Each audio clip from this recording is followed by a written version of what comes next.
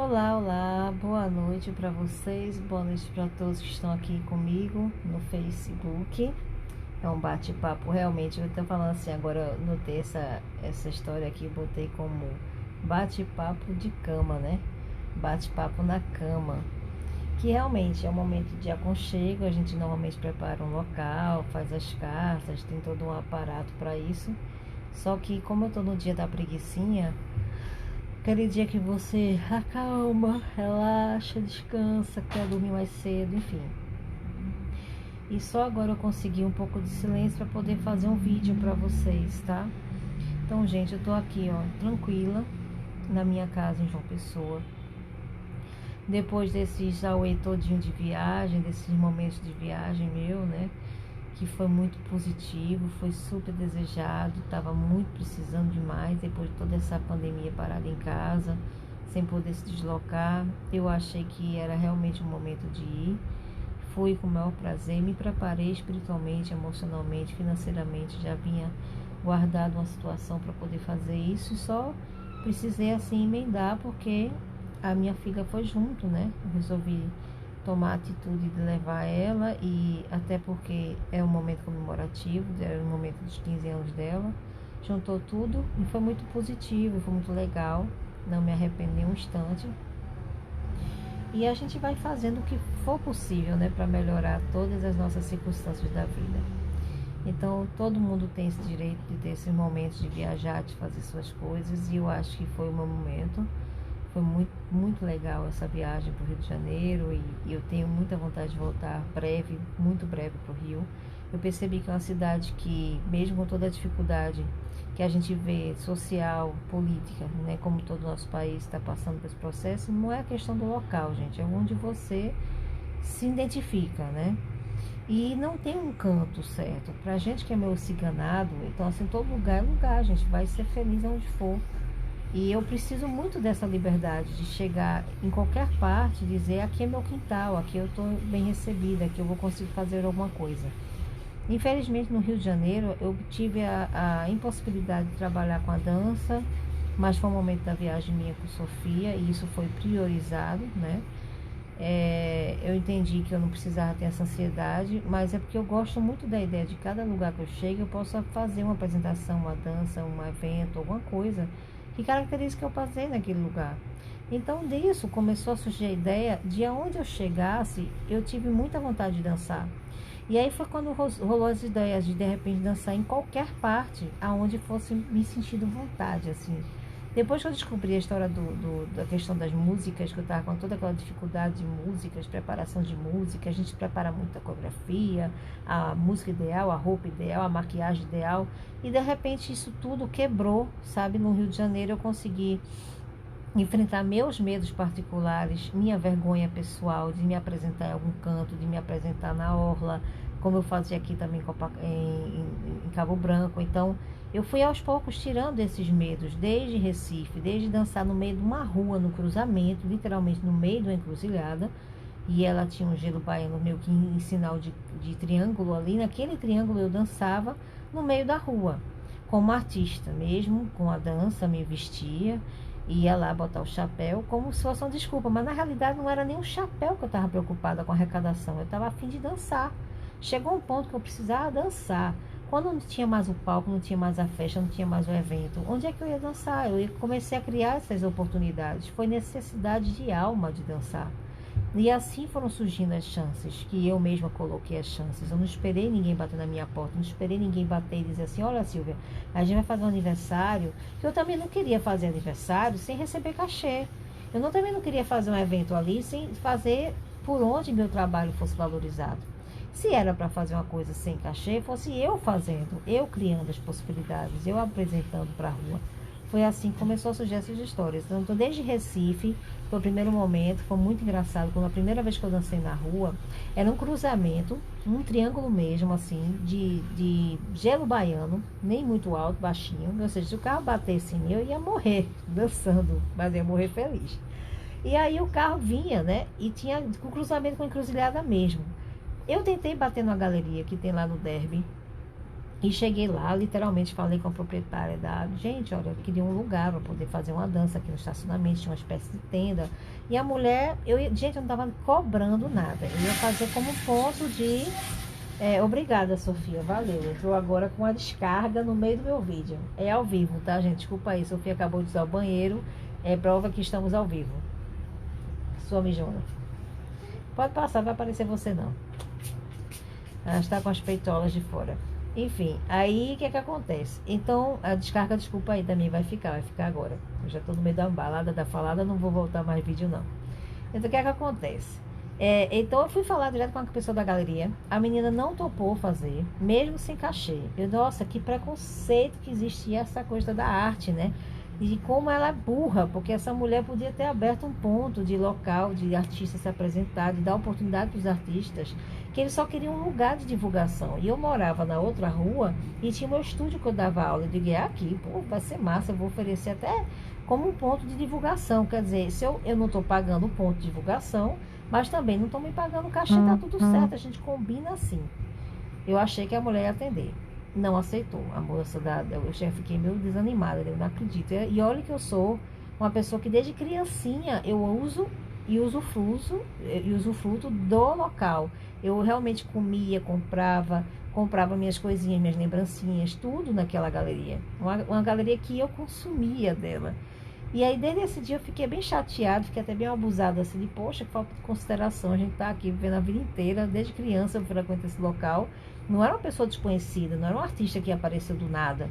E eu expliquei como é que seria, tudo certinho. A mulher simplesmente não aceitou, nem resposta me voltou a dar. E beleza, fiquei esse meu ponto de divulgação. Aí eu vou pro outro lado, tem uma farmácia. Porque tem o escritório não sei aonde, outro estado, aquela história. A farmácia depois até fechou, que era a antiga Big Ben. E hoje é outra, que é a Drogasil, para variar, né? Então, eu fiquei naquela, eu queria uma divulgação ali, aquela área para mim era interessante, que era perto da minha academia, eu já ia fazer uma divulgação. E aí não rolava. Gente, quando eu tô andando mais pra frente, tinha outra loja também, tipo coisa de R$2,99, eu já tava apelando, né? Já tava quase me vendo com nem aqueles palhacinhos assim na porta da loja fazendo alguma divulgação. Eu precisava fazer a apresentação, eu tava a fim de movimentar meu trabalho e a coisa não andava em Recife, entendeu? Então eu parei, fui lá na loja também nada. Eu digo, sabe o que mais? Aí quando de repente, quando tô bem desanimado, já tinha ido passar 3 lugares diferentes. Aí eu olhei assim de lado, aí tinha aquele gelo baiano, aquele triângulo ali no meio. Aí eu olhei assim, pra você na rua. É público? Quem vai me empatar de dançar na rua? Aí eu parei assim, não pergunto a ninguém, não dou satisfação, danço a hora que eu quero. Se alguém daqui que venha falar, eu já fiz a apresentação, já tinha gravado, já tinha dançado, já tinha me apresentado. Aí eu olhei assim, gelo baiano no meio da rua. Eu de bicho, eu comecei a rir, eu não acredito não. Aí eu comecei a entender que isso tinha uma coisa, né? De um aprendizado também espiritual. Não era só a dança pela dança. Aí eu, gente do céu, não acredito que eu fazer isso. Um gelo baiano no meio do encruzilhado, assim. Ainda bem que era no meu bairro, aquela coisa vai começar de algum lugar. Eu não poderia, eu acho que talvez fosse mais seguro eu fazer aquilo ali naquela região que todo mundo ali me conhecia desde pequenininha, do que num lugar que nunca ninguém me conhecia, de um lugar estranho, totalmente estranho. Talvez tenha sido melhor num lugar totalmente estranho, porque eu vivi experiência, gente, que quando eu fui dançar, tinha uma senhorinha que passou e me viu, ela achou que eu tava no crack, que eu tava dançando para juntar dinheiro para fumar droga. Agora eu nem fumava, né? Então assim, eu não fumo, pra verdade, não fumo. Às vezes eu pego uma piteira para fumar um cigarro comum black, e não é o drag, não é maconha, não é porcaria nenhuma dessa não, sabe? Normal. Aí eu parei assim, gente, eu fui dançar com uma vergonha tão grande.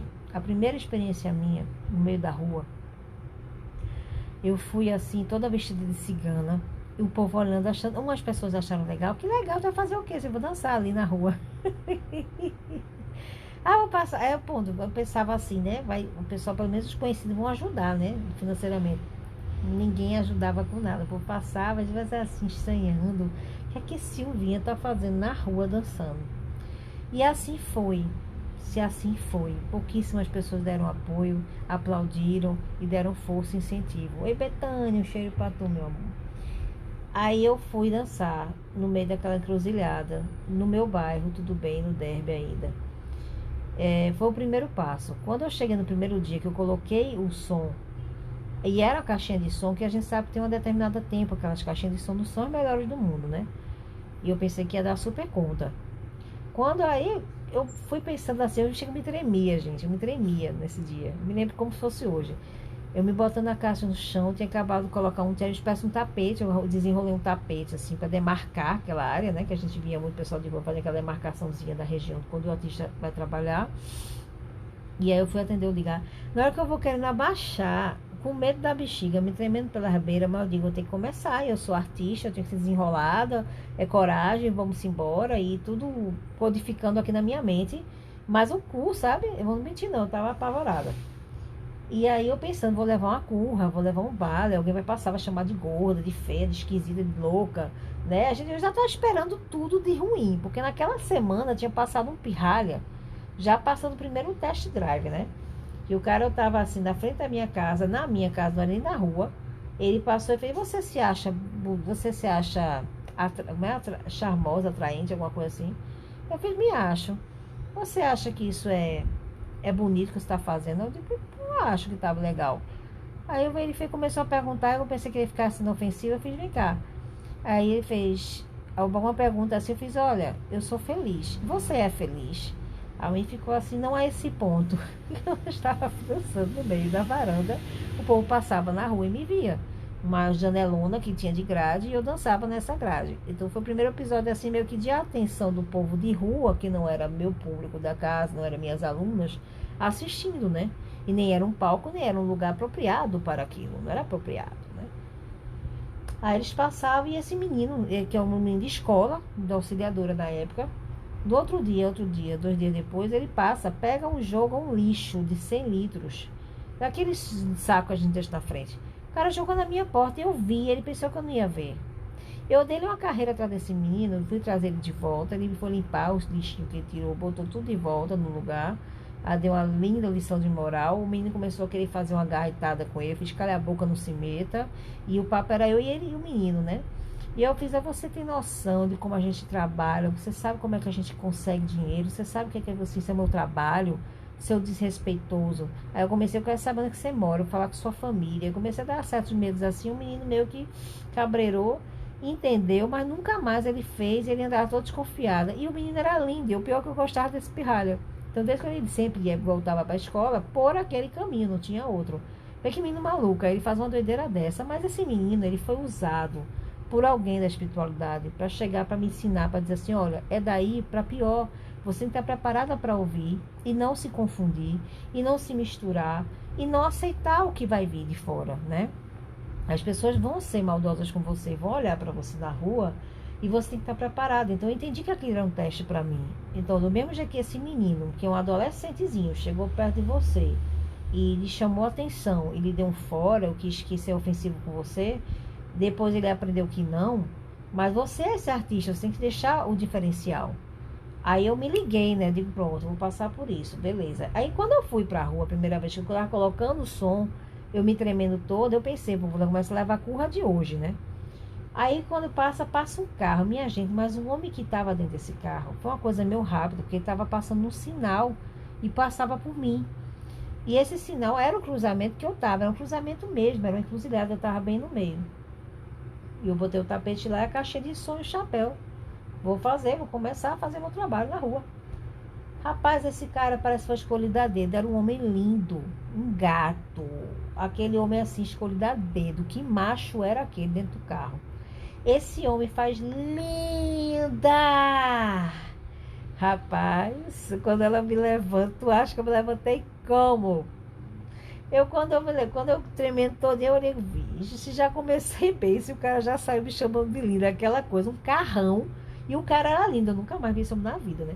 Mas assim, foi incrível. Eu digo, foi a primeira reação de um público pra mim, de uma pessoa que eu não estava nem começando a dançar, só estar ali, naquele local. E quando eu abaixei para ligar o som, que vou me levantando, o cara passa e fala isso, linda!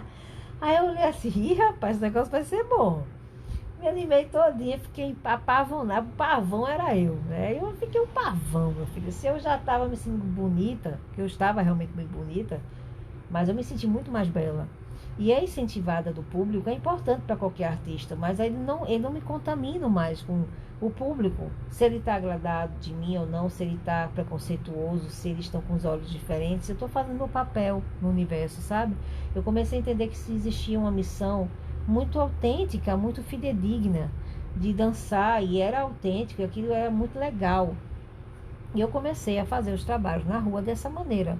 Então, o primeiro lugar foi perto da minha casa, foi ali no cruzamento do Derby Center, que tem a farmácia Quatro Cantos e tal, o Derby Center ali também. E aí aquelas pessoas também que me negaram fazer o trabalho e que me viram fazendo, claro que passaram e me viram em algum momento, comentaram, foram lá, a tá dançando no sinal e tal. Então, assim, eles viram do que eles perderam também, de ter tido aquele local, não na rua, mas podia ter sido na própria galeria, e onde eu não tinha pedido sequer o cachê. E aí eu vi que em alguns momentos, nesse sentido, sem trabalhar com cachê, funcionaria para isso, né? Para um ponto de divulgação, como eu tinha meu espaço. Hoje, não tendo mais espaço, não é mais interessante isso. O interessante é a pessoa ver, fazer contato e fazer workshop, né? Na casa das pessoas, em evento, que é o que eu estou fazendo. E eu quero que isso aconteça com mais evidência. Aí veio a pandemia, mudou todas as figuras da história do nosso jogo, né? De marketing. Mas eu continuei com a vontade de dançar loucamente. E então, quando eu fui para o Rio agora, que vocês me viram nos vídeos aí, no Arpoador, no Pão de Açúcar, eu comecei a achar aquilo muito interessante. Além desses lugares extremamente belos, belíssimos, eu estava em contato direto com a natureza. E foi uma coisa que foi me dita. Em vez de você dançar na encruzilhada, que é bem denso, a energia era muito densa, eu peguei logo. Eu acho que eu entrei, sabe, despreparada energeticamente. Teve dias que eu estava muito cansada, mas é porque eu estava no meio da encruzilhada, eu estava em ponto de portal de despacho, de energia, de tudo, né? De abertura de coisas. Então, e eu não estava preparada, realmente eu não estava amparada pelos meus guardiões, que hoje é o contrário. Se hoje eu tiver de fazer qualquer trabalho em qualquer lugar, vai ter aparato. Mas na época eu não tinha. E eu não estava muito na vibe ainda, voltando para o meu povo espiritual e tudo mais, eu estava fora de esquadro. Então, é uma adaptação também energética. E tudo na vida tem adaptação energética. Então, quando eu comecei a dançar, gente, na rua, não foi uma coisa assim, do dia para a noite, não foi muito simples, não. Teve umas situações densas, né? Difíceis, de voltar sem dinheiro, de voltar com uma moeda de R$ 1. Foi no dia que eu dancei afro. E a minha ideia de cada dança que eu fosse, cada dia, fosse com uma dança diferente. Então eu dançava dança cigana bastante, porque a cigana, por ser mais coberta, roupa e tudo mais, eu me sentia mais à vontade para apresentar ela. Não era que eu dançasse só a cigana, não, mas era a que mais foi feita, e até hoje a que eu mais faço realmente é a cigana, por conta dessa ideia do figurino, né? E as outras, elas ficam um pouco meio difíceis de as pessoas entenderem que ali é uma apresentação, né? Fica meio difícil de elas entenderem que é uma apresentação de dança. Enquanto a dança cigana, não. Agora, o barato da dança cigana é quando você se veste e o povo vai vir pedir para eu ler mão, porque o povo não entende que eu vou dançar. Aí o povo quer que você faça a carta. Cadê? Você bota a carta, você lê mão, o que é que você faz? Porque toda cigana vestida é para leitura de mão no meio da rua, né? E eu nem tinha para essas histórias de oráculo, e essa coisa vivia se pedindo para mim. E o povo cigano também sempre pediu para que eu estudasse, que eu buscasse mais informações dos baralhos. E eu não botava muita fé, não, sabe? Eu ficava meio que nada, não quer mexer nisso, não, muito compromisso e tal. E era cheio de frescura. E aí hoje eu passei uma situação com a minha filha aqui, que eu achei engraçado ela falando que não, o não dela é bem redondo, para algumas coisas que eu estava tentando alertar. E ela não quer, não faz. Aí eu me lembrei de mim, parece eu, quando estava justamente na birra da coisa os sinais chegando, as observações sendo dadas, e a gente, não, hoje não, depois, não vou pensar nisso agora não, quero agora não, não, não. E aí eu me lembrei de mim, né, quando eu comecei com essa coisa da espiritualidade que a gente acha que tem a ver com a idade da gente, que tem que ter um local específico, que tem que ter um pai de santo, uma mãe de santo, sei lá, tem que ter alguma coisa, um padre, um pastor, o que for. A gente fica, sabe, meio procurando um apoio de uma organização. E aí a espiritualidade dá de tapa na cara da minha, assim, né? E diz assim, olha, eu só quero que você esteja disposto. Ele só quer, e a entidade e a espiritualidade só precisa da nossa disposição, porque a gente realmente vai aprendendo durante o caminho.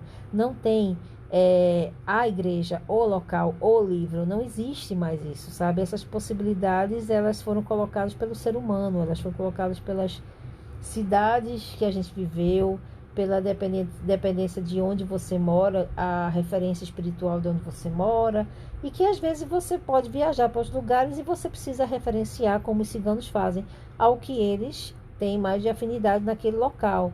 Eles são abertos a isso. Então isso eu aprendi com o povo cigano também, de vocês não serem preconceituosos da cidade, dos lugares que vocês estão indo e a mentalidade dessas pessoas. Assim como na dança, que eu tive que abrir a minha mente para me preparar para apresentar isso, apresentar o que eu acreditava que eu tinha de dom e era melhor para as pessoas poderem ver, que é a questão da dança. Então isso foi aberto o caminho, sabe? Eu estou muito feliz porque foram experiências incríveis. Silvinha hoje eu tenho história para contar porque eu vivenciei, eu segui a minha intuição, eu desafiei minha alma, eu fui para lugares e fiz coisas que eu nunca imaginei fazer. Eu estive em minha cidade natal e eu pude dançar e celebrar na minha cidade natal mais do que aqui em João Pessoa, até mais do que em Recife. Eu tive me sentir mais à vontade no Rio de Janeiro, em que tanta gente botava tanto medo na gente, do que em outras cidades, gente. Então eu acho que eu abri meu campo, sabe? Eu abri minha energia, abri meu astral energético, e a dança sempre foi a canalização perfeita para o mundo espiritual comigo, e o dom disso e a posição quando eu estou no figurino, o compromisso que eu tenho quando eu estou no figurino de determinada dança, na natureza daquela dança e na energia daquela dança é muito forte. Esse compromisso ele se torna parte de mim. Não é mais Silvinha fazendo canalização. Silvinha é a canalização também. Silvinha é essa força. E é muito bacana passar por esse processo. Hoje, aos 45 anos, eu gostaria de ter tido isso, como eu tentei com minha filha agora explicar para ela uma coisa que ela com 15 anos não vai entender, só daqui a, sei lá, mais 30, 40 anos, se ela quiser entender, né? Mas do jeito que eu quis insistentemente falar para ela, olha, faz isso e tal, e veja, essa coisa não é boa para você, tentando diminuir e tal. Não quero. Então pronto, é a mesma coisa quando eu fazia, que a intuição me aflorava, me trazendo aqueles respingos de sabedoria, né? À medida que eu poderia, de repente, observar, e eu vaidosamente, ou por inseguranças minhas também, muitas coisas impactaram as minhas decisões de vida por algum bom tempo, né? Aí eu com 45 anos hoje eu consigo ficar feliz, e eu estou muito feliz, mas em plena feliz, sabe? E libertando as pessoas, inclusive libertando minha filha, libertando quem não quiser concordar comigo, fique à vontade, não fez diferença. Eu não vou brigar com ninguém, entendeu? Pela minha opinião, não estou aqui fazendo guerra. Eu vim trazer outras coisas, não vim trazer briga, eu vim trazer paz. Então, quando você tem essa consciência, você está segura de você, você entra em qualquer lugar e sai numa boa. Quando não dá para mim, a gente sai e continua em outro lugar. Quando dá, a gente entra. Quando tem possibilidade, a gente amplia. E assim vai, entendeu? Isso é a vida. Hoje tem isso que tem para falar para vocês. Me deu vontade de falar sobre essa abertura de caminho meu na rua, nas danças, e por que essas apresentações na rua, como é que surge isso, como é que tem essa vontade. De repente você está aqui numa boa, e agora que eu descobri outros caminhos, nossa, eu vou fazer sempre, em qualquer lugar, dentro de casa, fora, no supermercado, sabe? Vai ser um barato. Eu quero mais ser livre e ser Silvinha aonde quer que eu vá, porque eu não tenho por que me esconder mais, né? Eu não quero, que a gente já viveu um mundo de isolamento enorme agora, todos nós. Por que eu vou deixar passar a oportunidade dessa energia ser gerada? E vai que algum momento eu também saia daqui do tempo, que Deus que sabe se vai ser breve ou não, mas eu quero ter o conteúdo, e que minha filha amanhã também, mesmo depois dessa rebeldia dela, ela vai ouvir de novo isso, vai dizer, poxa, minha mãe, putz, né? Como eu fiz isso com minha mãe também e tal, e todos nós fizemos.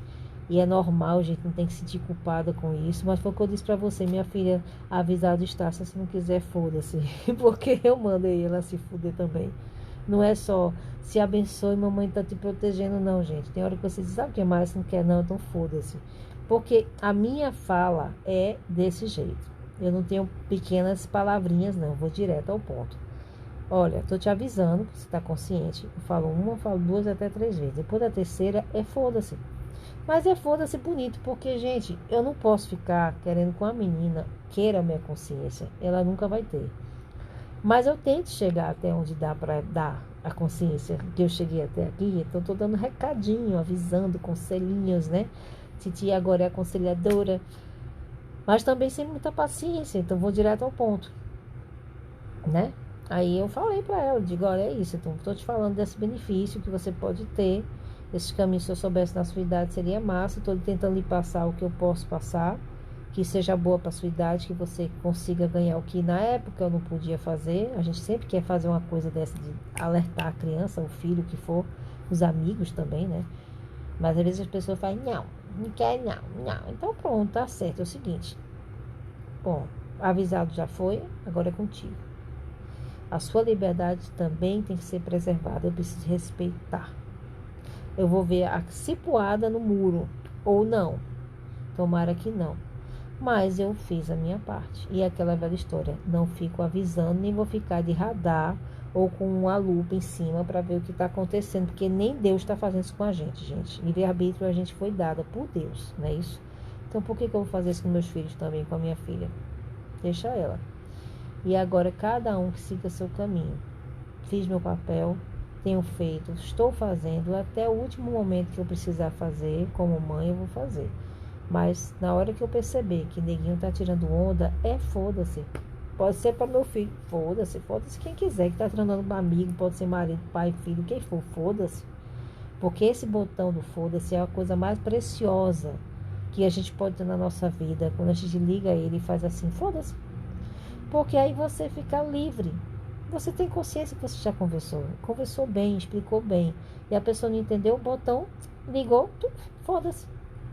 Lindo, bonitamente, educadamente, falando direitinho, explicadinho. E se não falar, eu penso e aperto no meu pensamento. Tá tudo certo, que eu sou fina, né? Não vou ficar falando foda-se pra todo mundo. Porque ai de quem eu não dei o foda-se. Ainda bem que algumas pessoas tiveram como entender antes de eu bater o botão. Ou se não ouviu verbalmente, é pior. Que talvez seja menos interessante. Que até para mandar se fuder sem saber para onde vai mandar e quem vai mandar. Eu não perco meu tempo nem energia para isso. E não é que eu deseje mal. E esse foda-se, vamos falar bem claramente, não é uma questão assim de grosseria. É uma libertação minha e da pessoa. É quando eu corto a relação e deixo a pessoa ficar à vontade. Então esse meu foda-se, que fique bem claro, não é baixaria, tá? Não é você vai tomar no cu. Não é baixaria. É libertador para a pessoa e para mim. E a gente tem que entender isso, principalmente como pai e como mãe. Se você é pai e mãe de alguém, meu povo, pelo amor de Deus, na boa, liberte-se. Ligue o foda-se para você também. Para você começar a ficar perreada, começar aquele dia que você começa a ficar noiadíssima, que quando daqui a pouco você está estressadíssimo, preocupadíssimo, e você pensa assim, porra, o cara tá lá, se o menino vai fazer, se a criança vai fazer, não digo nem criança, mas assim, se teu filho chegou a determinada idade, que ele já tá mais consciente, a minha filha tem 15 anos, sabe, esses adolescentes, a gente já foi adolescente também, gente. A gente tem que se lembrar que a gente também fez besteira. E é o tempo disso. Ai, mas esse mundo... Ai, mas o... Gente, não adianta, não se contém. A gente vai até onde orientou. E depois dessa orientação, se chegou no coração da consciência, beleza. E quando não chega, não é culpa de ninguém, não é sua culpa. Para de se sentir a mãe super protetora, pelo amor de Deus, o pai super protetor. Não é por aí. Libere ao universo, entregue a Deus. Então, meu foda-se não é um foda-se completo. Eu antes entreguei a Deus. Entre as conversas de 1, 2, 3 vezes a mesma conversa, essa já foi orientada, veio inspirada. Muitas vezes a gente segura a onda junto, conversa direitinho, até a onda da explicação cabe. Depois a terceira, você já percebe que a pessoa já está nem aí para você. E não vai ter quarta conversa. A quarta não existe, na minha cabeça assim. Eu dou até 3 chances. Eu converso até 3 vezes. Porque as pessoas, às vezes, eu como tenho memória seletiva, pode ser que esquece. Na segunda conversa já dá para entender. E na terceira, absorve ou me deixa em paz. O mesmo assunto, a mesma briga, a mesma discussão não acontece, não existe. Não tem possibilidade. Porque aí a minha vida vai estar travada, eu vou estar ancorada num problema que não faz parte da minha vida. E ainda que seja filhos meus, ainda que seja minha filha, e ainda que seja alguém muito querido da gente, muito próximo da gente, precisa saber libertar os outros. E o botão do foda-se, muitas vezes, é o libertador que ele precisava. Era a liberdade que você poderia dar para alguém. Botão do foda-se. Você já falou, já explicou 3, 4 vezes, tá bom, 4 vezes não existe, não tem. Você vai se tornar um chato na vida dessa pessoa. Essas pessoas não te dão importância. Você começa a ser um pentelho. Até um dia que, quem sabe daqui a 20, 30 anos, que você não espere. Eu não espero que se lasque. Eu espero que eu esteja até errada. Eu quero que a pessoa esteja bem, que é o que eu falei pra ela.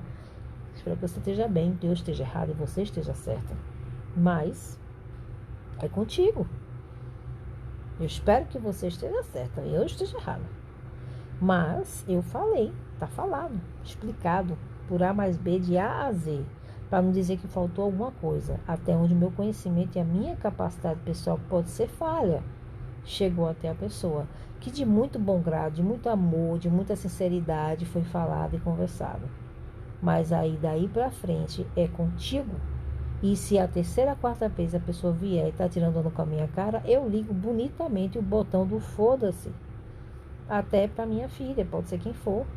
Porque a minha vida vai ficar bloqueada, gente. Eu não posso deixar. Não posso permitir que o tempo escorra nas mãos. A gente sabe que pode perder-se a qualquer momento. Ainda mais com essas vidas doidas que estão acontecendo. Tanta coisa está acontecendo para a gente se acordar para Jesus. E eu vou ficar nessa, vou nada. Se suportem, se superem. Foram um isolamento, foram meses dentro de casa. Eu estou saindo de casa agora, e como muita gente está saindo também. A gente está precisando viver a vida. E antes que se feche de novo, que provavelmente pode até fechar de novo. Só que eu vou ter que ter calejado, né? Já a segunda vez, terceira vez, então já sabe como é que é o esquema. Vai endoidar, vai se matar, vai fazer o quê? Para de ser besta. A gente enfrenta tudo nessa vida e se adapta. E essa é a minha ideia, sabe? Então, dançar na rua foi uma adaptação. A necessidade de apresentar o trabalho foi uma adaptação na minha vida. Momentos muito difíceis já passei. Já passei muito piores. Gente, goteira dentro da minha casa. Tanta coisa aconteceu precisando pedir ajuda na internet. Sabe? Então, quem gosta, quem sabe da minha história, vê que foi muita luta. Gente me ajudou aqui, eu sei disso. Estou reconhecendo, vou reconhecer pro resto da minha vida a pessoa que chegou junto na hora que eu precisei. E hoje eu tô ali no Rio de Janeiro, de repente eu não sei aonde, do nada, e eu vou mesmo. Eu não penso 2 vezes não. E agora com dança na rua, não tem quem pare. Mas se tu tem dinheiro, se não tiver, dança, dorme na rua, na rodoviária, no aeroporto. Aprenda, querida, vamos aprender. Eu não quero, o que eu acho assim, se eu tô com a merda, não tenho nada de dinheiro, eu posso estar com nada na Europa, eu posso estar com nada no Recife, eu posso estar com nada de João Pessoa, que aqui tem. Qualquer lugar, se você tem nada, vou ficar com nada na Europa, muito mais chique. Aí pedir esmola na rua, de euro é mais de bonito, né? Se for para pedir esmola, vamos pedir em euro, né? Tipo assim, eu não quero que aconteça. Eu estou fazendo de tudo para que isso não chegue a acontecer. Mas eu estou aproveitando a vida até o último centavo, literalmente. Literalmente até o último centavo, da melhor forma possível. Eu com certeza eu fiz o melhor para minha filha. Foram uns 15 anos perfeitos. Eu queria ter tido uns 15 anos desses, não tive. Meus 15 anos peguei uma grana mínima, pouca, e foi assim que eu comecei a viajar. Fui para Brasília sozinha, com uma amiga minha, na verdade, para não dizer que eu não fui totalmente só. Mas assim foi quando eu saí sem pai nem mãe, né? Aquela coisa, se desgarrar, né? Um pouquinho. E lá eu consegui desgarrar lá, em Brasília também. Eu também fiquei aguardando o tempo todinho. A menina, vou fazendo, não saía pra canto nenhum. Era um tal de um clube e um condomínio. Aí aqui tava me cansando, fui batendo vale amanhecer, veja, fui ver macumba. Primeira coisa que eu fui fazer, falar com Maria Gonga, que era a minha preta velha na época. Hoje eu entendo a linhagem e como esse circuito chegou. A preta velha não tinha nem que conversar com ela, fiquei curiosa, fui bater lá na consulta. O medo da bexiga, achar que se tocasse, se pegasse assim, já recebia espírito. Medo da gota. E são muitas histórias, e de vez em quando eu entro aqui para contar alguma. Por hoje você chega no início, do começo ao final. Vocês vão ver como é que foi a primeira dança que eu fiz, como é que foi essa coisa de ir pra rua, de onde partiu essa ideia. E essas coisas que eu estou fazendo por aí pela rua, prepare-se que vai ter muito mais. Espero que vocês gostem e compartilhem. Porque quanto mais gente souber, talvez essas coisas desses meus caminhos mudem de figura. E quem sabe amanhã você pode não me chamar para fazer um show com você, mas uma colega, uma amiga, veja, que me queira na festa, me queira falando uma palestra e me queira fazendo a dança lá naquele local, junto com as meninas, junto com aquele grupo de pessoas. Minha vontade é que esses trabalhos se ampliem. E ampliar depende dessa divulgação da internet, que eu confio que vocês possam compartilhar sempre as coisas que vocês gostaram, que vocês acharem relevante, que vocês curtirem. Muito obrigada pela atenção e vamos embora continuando o nosso momento de papo de cama, que hoje agora foi só na cama, que só falei na cama, relaxando, descansando, preguiçando, falando com vocês. Boa noite, gente. Muito obrigada, Betânia, Gracinha, cheiro grande, meus amor. Beijo para vocês que falaram. E para quem foi falar depois, um beijo para vocês também. E até breve para quem for vindo e quem estiver indo.